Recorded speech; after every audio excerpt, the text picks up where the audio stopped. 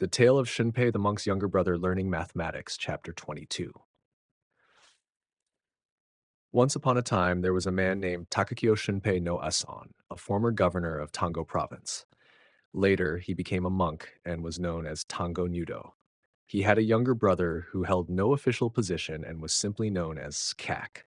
While this younger brother was in Kyushu accompanying Fujiwara no Sanasada, who had been dispatched as the commander of the guards, he encountered a talented and wise Chinese man. Upon meeting the man, the younger brother said, "I wish to learn the art of mathematics from you."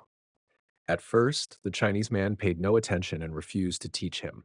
However, when he saw the younger brother's basic understanding of mathematics, the man remarked, "You have the potential to master mathematics. However, in Japan, the art of mathematics is not valued highly. If you come with me to Song, I will teach you everything swiftly." The younger brother replied, "If you teach me well and help me become skilled in this art, I will follow your words. Whether I am in Japan or in Song, it matters not." With these words, the Chinese man was persuaded and began teaching the younger brother. He showed such talent that the Chinese man said, "Though there are many skilled mathematicians in my country, none are as adept as you. Therefore, you must come with me to Song." The man then added, "In this art of mathematics, there is also a method to heal the sick and even a way to eliminate those who harbor ill will. Nothing in this world is beyond the scope of mathematics. I shall teach you all of these methods without holding anything back. But in return, you must swear to accompany me to Song." Although the younger brother had no real intention of going, he agreed to the vow in order to continue learning. However, the Chinese man said, "The method to kill by mathematics will only be taught to you when we are aboard the ship to Song," and continued teaching him various other techniques. Meanwhile, the commander, Fujiwara no Sanasada, suddenly had to return to Kyoto due to concerns about the unrest at Anrakuji Temple. Despite the Chinese man's attempts to stop the younger brother, he insisted on accompanying the commander, saying, "How can I remain here and not accompany my lord in his time of need? I will not break my promise. However, I must see my lord safely to the capital." The Chinese man, realizing he had no choice, reluctantly agreed, but urged, "Return quickly, for I am planning to leave for Song soon. I shall wait for you and we will sail together." The younger brother gave his word and accompanied the commander to Kyoto. Although he initially thought of traveling to Song during quieter times, once he returned to Kyoto, his acquaintances and even his older brother, Tango Nudo, persuaded him against the journey. In the end, he neither returned to Kyushu nor traveled to Song. The Chinese man waited for a while, but when he heard no news, he sent a letter expressing his disappointment. The younger brother replied, "I have an aging parent whose health I cannot ignore. Once I have ensured their well-being, I will come." However, the younger brother never went, and the Chinese man, feeling betrayed, cursed him and returned to Song. From that moment, the younger brother, who had once been exceptionally talented, fell into despair. He became so distraught that he could no longer think clearly, and eventually became a monk out of regret. Known as Nudo Dono, he spent his days wandering between his brother's home and a mountain temple. One night, while he was staying with his brother, who had many female attendants, they requested a humorous story to make them laugh and wake them from their drowsiness. Nudo Dono, despite his despair, agreed, saying, "I do not know many amusing tales, but if laughter is all you seek, I shall entertain you." The women were skeptical, saying, "Surely you won't entertain us with monkey performances. Just tell us a story already." Nudo Dono then fetched some items and laid out a set of counting rods before them.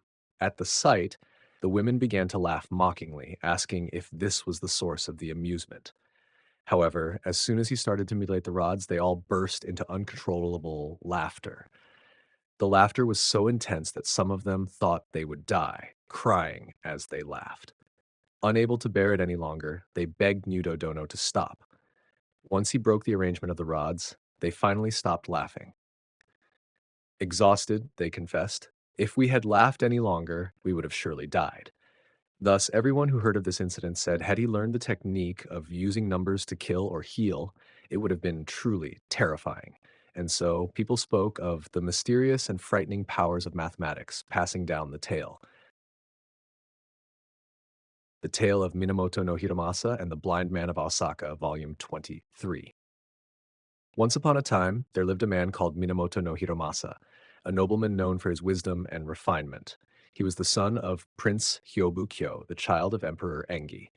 Among his many remarkable talents, Hiromasa excelled in the art of music, particularly in playing the biwa, Japanese lute, and the flute, which he performed with incomparable grace and skill. During the reign of Emperor Murakami, Hiromasa served as a court noble. Around this time, a blind man built a small hermitage and lived at Ausaka's barrier. His name was Semimaru. He had once served Prince Atsuzane, the Shikibu Kyo, who was a son of Emperor Uda and a master of music. Semimaru, having spent years listening to the prince's biwa performances, had himself become an extraordinary biwa player. Hiromasa, deeply passionate about music, heard rumors of the blind man at Ausaka being a skilled biwa player. He longed to listen to his music but was hesitant to visit the man's strange abode. Instead, he sent a messenger to Semimaru, saying, "Why do you live in such an out-of-the-way place? Come live in the capital." Semimaru, upon hearing this, did not respond directly but instead recited a poem. "The world goes on. Whether I live in a palace or a humble hut, for neither place knows an end." When the messenger returned with this reply, Hiromasa was deeply saddened.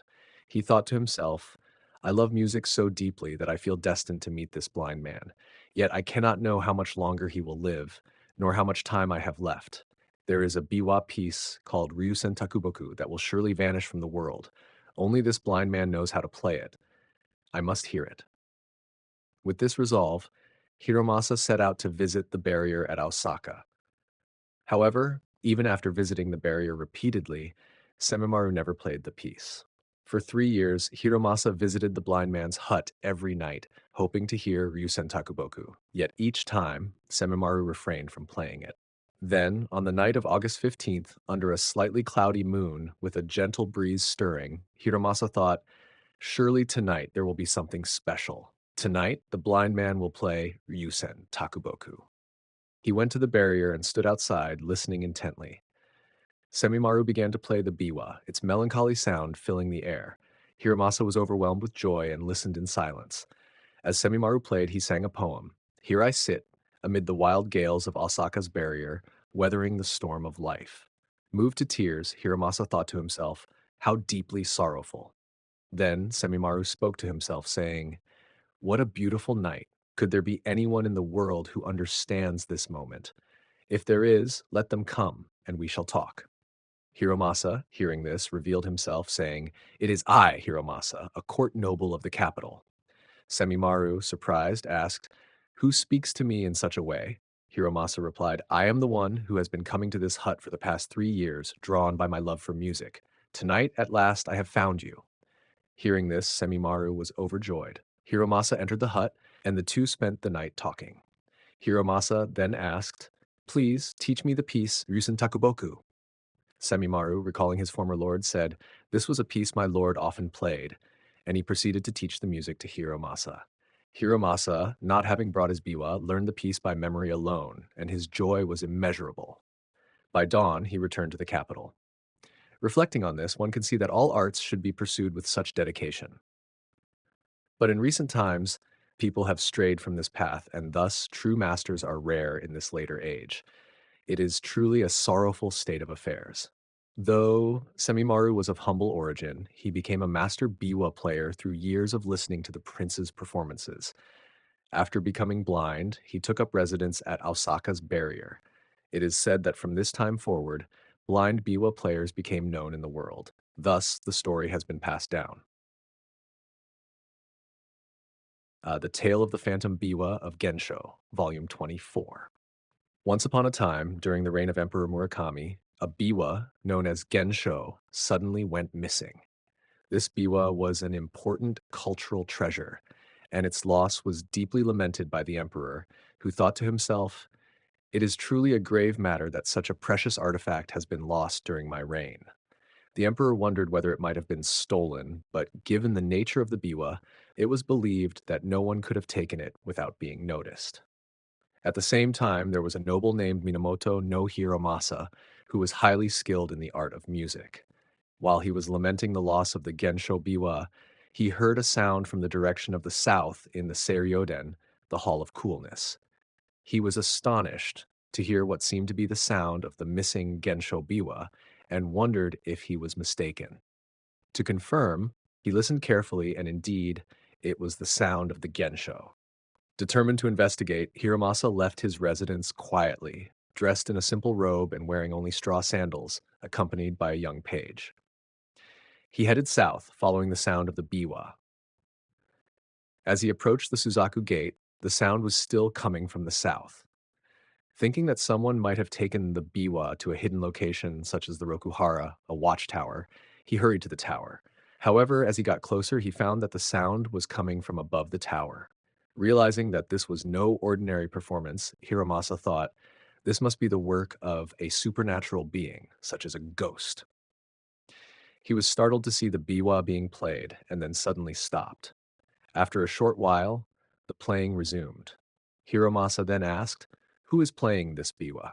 The Gen-shō has been missing, and the emperor has been searching for it. I have come to inquire about it." The playing ceased, and something descended from the ceiling. Hiromasa, frightened, retreated and saw that the Gen-shō biwa was being lowered by a rope. Terrified yet relieved, Hiromasa took the biwa back to the palace and presented it to the emperor. The emperor was deeply moved and declared that it must have been taken by a ghost. Everyone praised Hiromasa for his bravery and skill. The Gen-shō biwa, now safely returned, remained a treasured artifact and was housed as a cultural legacy. It was said that the biwa appeared to be alive, producing sound only when handled with care. If it was not played properly, it would not make a sound, and if left unused, it would remain silent. The biwa's appearance and behavior were indeed mysterious. On some occasions, even during a fire in the palace, the biwa would appear in the courtyard despite not being taken out by anyone. Thus, the tale of the Gen-shō biwa became a legend, passed down as a remarkable story of the supernatural.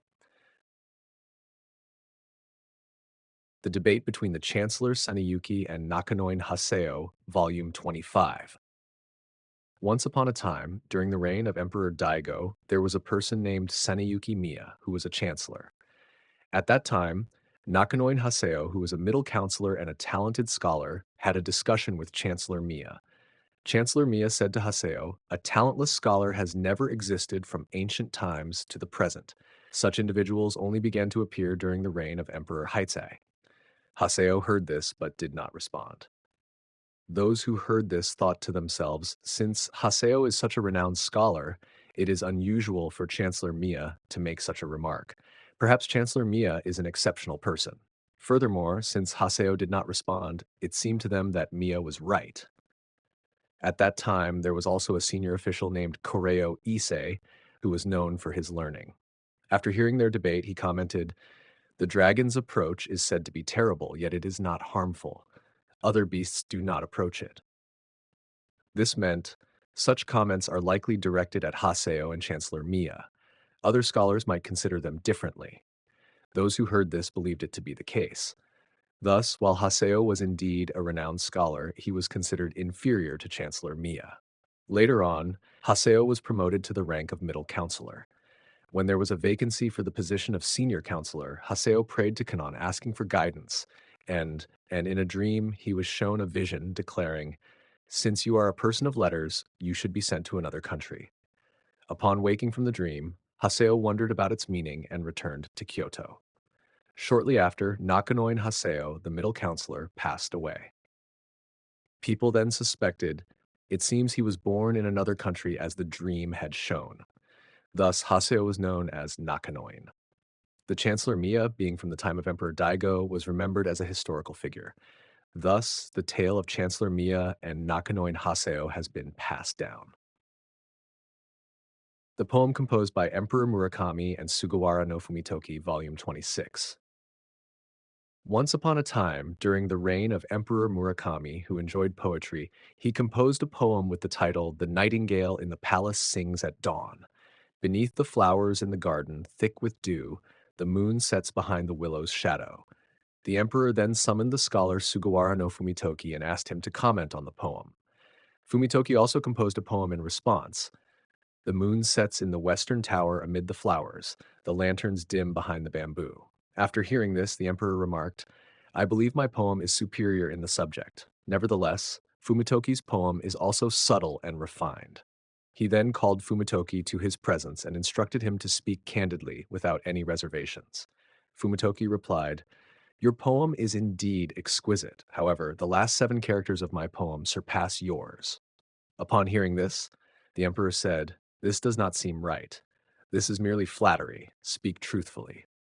He then summoned the head of the imperial court and instructed him, If Fumitoki does not honestly declare which poem is superior, from now on, he should not present any further works to me. Fumitoki, feeling deeply embarrassed, responded, In truth, your poem and mine are equally matched. The emperor then said, If that is so, let there be an oath. Fumitoki, unable to take the oath, said, In truth, my poem is slightly better, and departed. The emperor praised Fumitoki and was exceedingly moved. Thus, the story of the emperors and Fumitoki's poetry has been passed down.